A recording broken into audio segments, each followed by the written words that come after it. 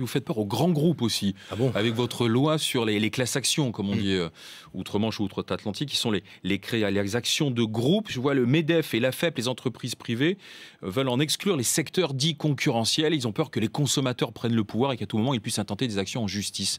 L'inquiétude est justifiée ou pas? Je pense non, mais en même temps, il faut rétablir la justice.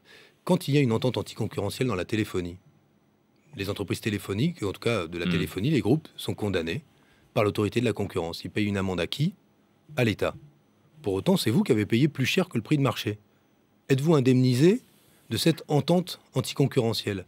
Savez-vous que quand il y a entente anticoncurrentielle, on estime que le prix que vous payez, vous, est 20% supérieur au prix normal qui devrait être celui du marché? Êtes-vous indemnisé du fait que vous avez payé plus cher pendant un an, 20% de plus que le prix du marché? Ça fait beaucoup, hein, 20% de plus pendant un an. Ça fait des rentes économiques colossales. Jamais. Vous n'êtes jamais indemnisé.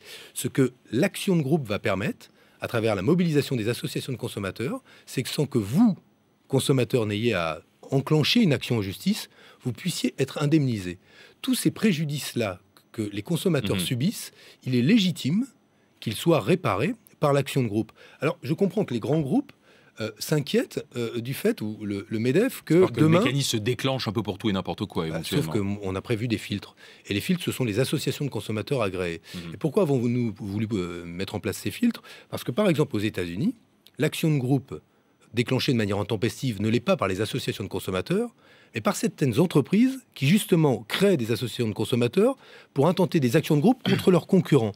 Donc nous avons voulu au contraire mettre un peu de faciliter les conditions dans lesquelles à la fois les consommateurs sont indemnisés d'un préjudice qu'ils subissent, mais aussi éviter effectivement qu'on déclenche pour un rien une action de groupe afin d'atteindre à l'image d'une entreprise ou d'atteindre à sa réputation.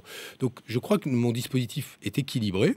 J'ajoute que Marisol Touraine, la ministre de la Santé, a dit que l'action de groupe dans le domaine de la santé, ce qui est important, parce que là, ça permettrait de réparer les préjudices corporels qui pourraient être liés à l'absorption d'un médicament, par exemple. L'action de groupe dans le domaine de la santé fera l'objet d'une proposition au début de l'année 2014. Donc, on va dans le sens d'une meilleure protection des consommateurs français.